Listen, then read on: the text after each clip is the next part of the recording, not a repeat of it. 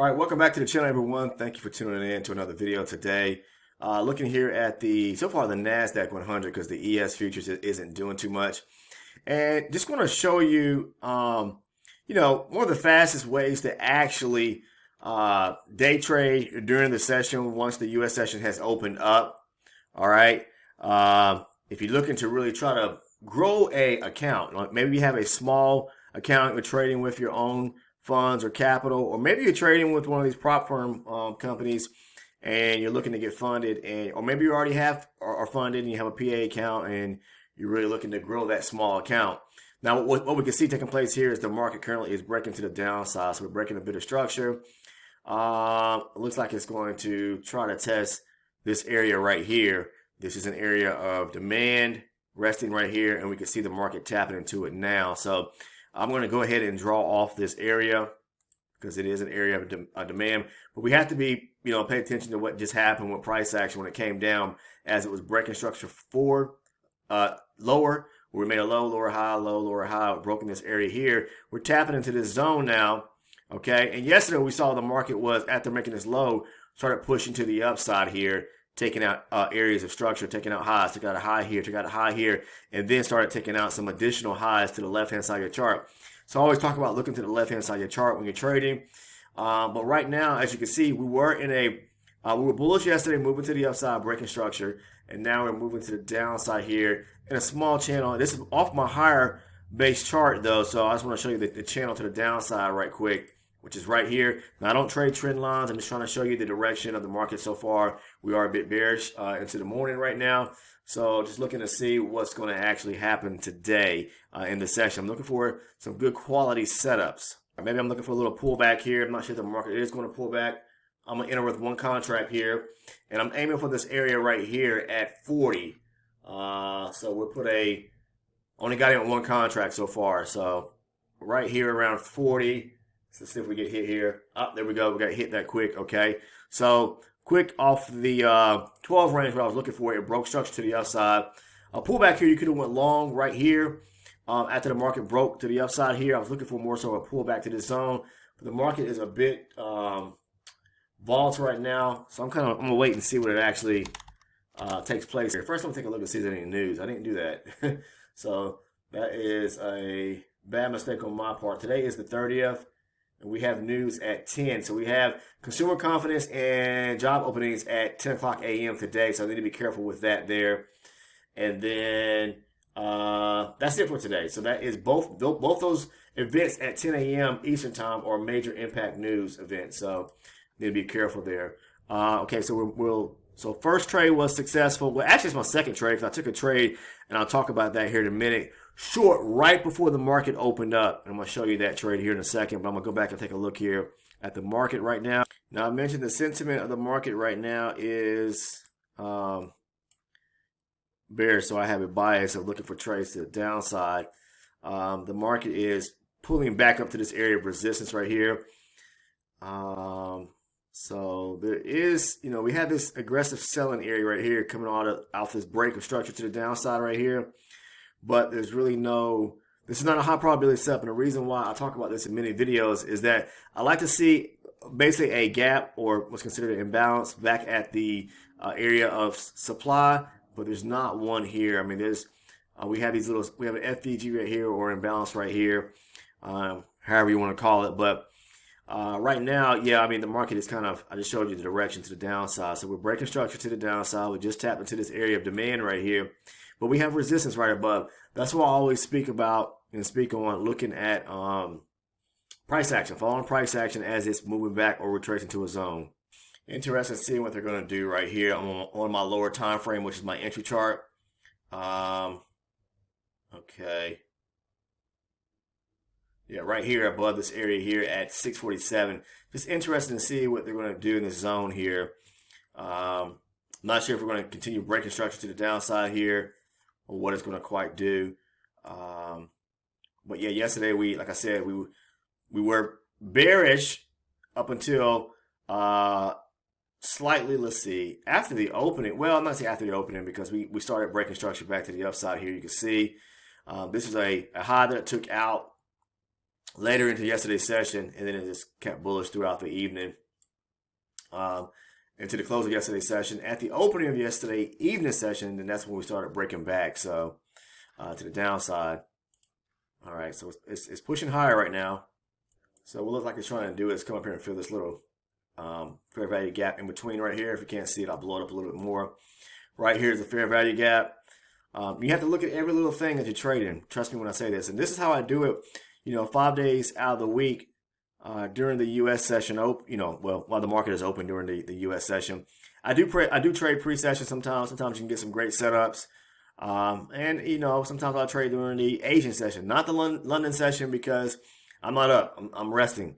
But I primarily trade pre-session. Best pre-session time, is to really trade is I like to look at between 8 and then maybe, I'll say 7:30 and 9 o'clock. Okay. And then, typically from 9:30 once the market opens, and then 11 o'clock is about where I like to shut it off at.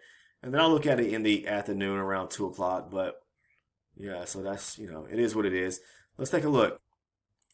All right, so I'm long to fill in back up this area here, right here at 56. So I'm going to take out right here. If we can get up there, both my contracts are resting right there. There we go. We got filled there. Okay. What I was looking for, the market was, even though this is an area of resistance here, we got a fair value gap sitting right here. So what I did was, as the market was approaching and filled in this gap right here, the last little, about a 1 or 2 tick gap right there of imbalance, there was an imbalance resting right here as well. So I scaled down to my 12 range chart, look for a pullback to a key area of demand right here. You see it right here. Okay, marking that off. Pulls back to it, gets the rejection, the break in the close of the candle above, and I'm aiming for areas, this area of imbalance resting right here, back up on the higher time frame, 60 range. So I'm just scalping right now, doing that. Now the trade that I took earlier, and I posted it over on the Discord community. I should have captured that trade right there and posted it too, but I might go back and do it now that I'm recording this video. Was right here. So we saw the market moving and making lower lows and lower highs right here, right? Okay, so take a look. Okay, so this, let's go back to the higher time frame. This 60 range, I trade range-based charts. I don't trade time-based guys or tick or volume just because I like to see. I started this way, trading this way, and I haven't ever changed. And when you start something and it works for you, I always talk about just stick with it. You never want to kind of shift up because then that's when things kind of start struggling. And then you go from being a consistent trader to a not consistent trader. But look, what I'm trying to say is that we started breaking structure to the downside, making lower lows and lower highs. All right, so we made this low right here at 645.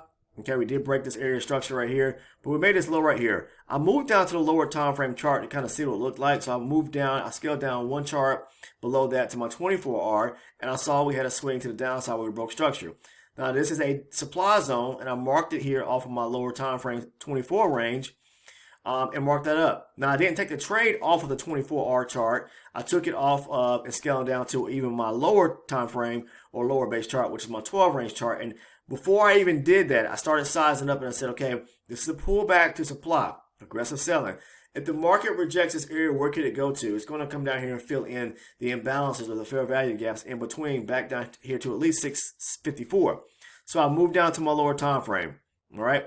This is that same area I just showed you off the 24R. I like to mark it on the 12 range zone in red. But what you need to do is when the market gets back to that area on the 24R, okay, you want to, and you move down to your 12R, you want to identify a supply zone off your 12 range now. So when the market pulled back, there's a supply zone resting right here. Aggressive selling to the downside, break a structure, aggressive selling, pulls back. You can mark your zone off the 12R. So we're marking a zone off of our 24 range, and then I mark a zone off my 12R. When I get the rejection, I'm basically looking for a break and a close, a candle closed below the last up bullish candle. Okay, so right here. If you got in right here at 63.5, it does come back on you, a few points. You have to understand how the NASDAQ or any particular market moves, especially when it comes to the futures, is that the market makers, they know where people are putting in trades at, okay, where traders are putting stops at, okay? So they know that if you got in right here, at the break of the close of this candle right here, let me do this. Okay, this would be where you put your stop at on the back end here. Not tick to tick, give it a few points. I mean, not a few points, a few areas of ticks above that. Because if you see what they did right here, if you got in right here, they ran your stop tick to tick almost, and moved and went past that maybe 2 or 3 more ticks before they decided going lower. So if you're on a lower time frame chart and that's your chart you're trading from, you can either put it on the back end where the supply area is, in this case here, or you can put it at a small supporting area from where you actually enter the trade at. So you enter the trade here. This is where the move or the shift started to where it started to break and close that candle to the downside. So you want to put it on the back end at 668.5. Okay, right there, and give yourself a few rooms tick, maybe 2 or 3 points right there. All right. You have to give the NASDAQ some room to breathe if you're looking to trade this market. So I was solid on that trade there, and it goes down. And where does it go right to? It hits that area at 54 to the tick. Okay, and that's why I got in the trade. And if you see here on my 24-hour chart, that's why I marked that little blue arrow you see right there, because I was marking off this area of imbalance resting right here that I knew that was going to probably come down and reject when it hit that supply zone off the 24 range. So that's why I took that trade. Okay, in discussion of that, and I posted that trade over on our Discord community. So now going back, looking at the market, I'm gonna try to see if I can get into one little small trade. So this blue line right here, that's just showing where I was looking to get out at. When I took that trade off the 12 range chart, right here, this imbalance or fair value gap area, this area in between right here is an imbalance resting right there. And look what happened. See, the market rejected that area, and it's probably going to maybe possibly push lower now. Just looking to see here. Yeah, it hasn't taken out this area here yet, so it can just come down to this, back down here to the lows right here where there's support resting at, and it could push higher. You don't know. You just trade what you see in the market. But as far as, we're still on this channel to the downside. You can see it here. If you have a hard time being able to follow the structure of the market, we are bearish right now. Okay. We could start pushing higher and taking out some of these areas of minor internal structure. There's a major high right here or a major area structure that can be broken to the upside if it does. But we're just trading based on the flow of the market. Just follow the flow of the market and allow it to guide you in your trades. This is what I do 5 days a week, trading supply and demand. Okay, this was a demand setup right here. All right, demand coming out of this area. It's high probability zone right there. Earlier in the morning session, this was an area right here of supply coming out of the zone. It was untested, so it makes it high probability. Pulls back to it. If it rejects it, you can take it back down to this area here. And as you see it continue running lower, filling in the imbalance or gas back down to the downside and break structure even lower. So this was an area of supply. This is an area of demand right here. And that's what I trade each and every day. There is still a small area right here. The market did pull back to this demand zone when it made a lower high, broke structure right here. It pulled back, but there's an imbalance. No, let's see if it filled it. It did fill it to the tick. I'm sorry. I'll take that back. It filled it right there. So I'm sorry about that. This is a low probability zone if it does. I mean, it pulled back to this area here. It did come back and it filled the imbalance back to the upside. So let's say if it comes back up here and retest it again, is there a possibility it could reject? It could, but the thing about it is that I always think logically, what took place when the market was pushing lower. We had this aggressive selling right here. All right, when it moved quick enough to the downside, there was probably orders still on the table that needed to be filled. So it gets there and fills the imbalances. So if we get back to that area there, it makes it really classified as a low probability area to where I would not be interested because the market could just push right through it at that point. So scalping is a great opportunity and looking for and following the structure of the market. Whether you're trying to pass an evaluation or you got your own funded, funds or capital to trade with, small amounts of money, you're looking to grow. I always talk about if you're a beginner trader starting off, I highly recommend starting with the micros. I know that, the micros trade at a lower tick value, but it's not a race in this business to just become rich overnight. I mean, if that's your goal, then you're in it for the wrong reasons. Allow your account, make a little bit of profits each and every day and watch the account start to bump and grow, okay? That's the thing. We want to grow a small account, not blow up one. Market's rejecting this area of resistance here, so it may try to come on down to 40, around this area, right here, 45. Okay, it's probably going to test that imbalance resting right there, around 45, and it may break lower here. So we'll see what happens. We'll look at it coming down now. You see it. It's coming on down. Boom, it hits 45 right there. All right, 46. Area right there to fill that imbalance in. So it went back up there, rejected that area, and it came back here. Just looking at the higher base chart, okay? Looking for the market to run and take out this area right below what you see here. My charts are running kind of slow right now because I have had to reopen InterTrader again. For some reason, I had a... So that short trade that I had taken, it got filled. I had to restart InterTrader shortly after that entry got filled there. So sorry about that. But you can see here, I entered here 645 and it came down to 632. So I was able to collect on those profits there. And the reason why I'm going to show you why I took that trade, take a close look here. All right, so again, the structure's to the downside. The market starts pulling back, okay? All right, we haven't started moving higher, breaking structure back to the upside yet, but it did come back up here to 60, around 68. I'm going to show you on my 24 range right here at 68. Now, when the market is in bearish mode again, and you see, say for instance, a liquidity sweep or grab, we like to call them, as it's moving higher, right? So basically you're getting a, what we like to call an information structure, but the market just wicks out a high, okay? Where it doesn't break through it, meaning close with a candle above. So where it makes a high, pulls back, it starts to make equal highs up here, you know, wicking it out, pulls back again, wicking the highs out of here again. That's the market just grabbing liquidity at the top end, all right? There's liquidity resting right here. So when I saw that, and basically looking for breaking a candle below, you can move down to a lower time frame as well to get into a better or more precise entry. I was late on the entry, I will say that. Go ahead and put that out there. But when it rejected this area, I was definitely looking for it to come down here and to the lower end and grab this area of liquidity from below. So when you have, again, where it's wicking out highs but does not break above, okay, and we were already in bearish mode to the downside, then I'm looking for it to break above a high. When I say break, I mean not close, but just slightly break above it, wicking it, rejecting it, breaking the close of the candle below the last up bullish candle, and then we're looking to aim for the low, the prior low, okay, the prior low, okay, before that it made, okay, on its retracement back to the upside as it takes out the highs, wicking them out. Look for the break of the close of the candle and take it back down below. And that's why I got in the trade. Now, my entry, to be honest with you, should have been, I'm on my 24R. If I was trading the 24R, which I'm primarily, you know, I was looking at I saw the liquidity setup, okay, or sweep on the 24R and moved down to the lower time frame. But what I'm trying to get you to see here is that I was late on the entry. But if you saw this unfold on a slightly higher time frame chart, okay, once it grabbed here, get in at the break of a candle, you know, and then it pulled back here. You know, you can find an area to where to get in it. That's why it's imperative to go down and move down to a lower time frame to get in the trades like that.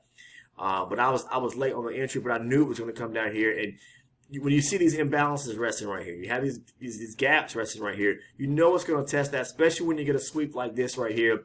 And we're already in bullish mode. So it took out the tops right here by sweeping them and went lower. All right, now it didn't come down here and grab this low, but it took out the low that retraced back to the upside, moved it higher, and swept that area there. So I hope you guys understand that. But that's all I really want to show you. You could take either small scalps or look for great setups 5 days a week, okay? And you can grow an account like that. You don't have to sit there and swing trade or positions trade, hold a trade all day or for an hour or two. You can just take one, possibly, or two. I would look to really take no more than 3 trade setups on a day, because the more you start to take, that's when you really start risking the possibility of you, you know, getting trapped into an entry to where you start taking major drawdown, and then maybe you possibly blow your account in one day. So if you take a trade, say for instance one, and you scalp it, and you get out the trade in a sense of early enough, or let's say you lost the trade, okay? The thing you need to understand is risk management and practice that. And I'll talk about that in lots of videos here in this channel, about stop loss placement if you trade with hard stops, as well as, you know, where to position them at. Okay, I just talked about that in this video too, about, you know, supporting areas either in the back end of supply or demand. Okay, now I'm not talking about placing it at the back end of a higher base chart or higher time frame supply demand area. That's why we scale down to get a more a better entry point off of our lower time frame or lower base charts. That's what we do. Okay, that's what I do. That's what I talk about here on the channel when it comes to the strategy I trade using multi-chart confluence. All right, and though we have lots of individuals that are traders that are part of our Discord community and trade similar to and are successful. And if you don't believe me, guys, I mean, I'm not going to sit here and toot my horn and talk about that too much. We can come over to our Discord community, find the link down below, and it's free. The Discord is free. Just find the link down below and join the community. You can come over and ask general questions about the future markets if you want to. You can come over and join us on the trading floor where we as traders, we post our entries and discuss the entries and things of that nature. But that's all I really have to say, and I want to share with you is that it is definitely possible, and to do this 5 days a week, whether you do it part-time or full-time. But by scalping, you can definitely grow a small account, whether you trade the micros and you're starting off trading with $400 or $500 or $1,000. You can grow that account, trade the micros, and over time.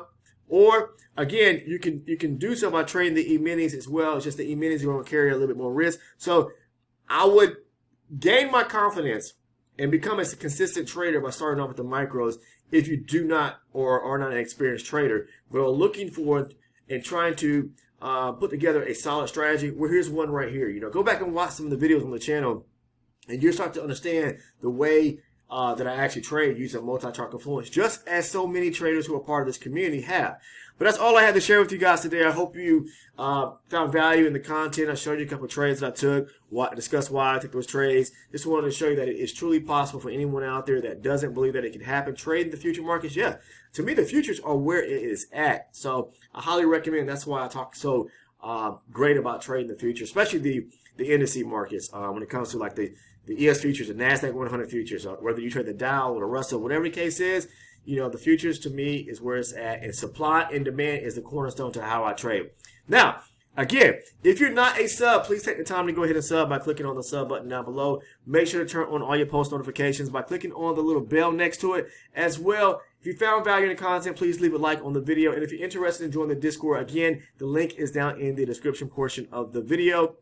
Thank you, take care, and I'll see you in the next one.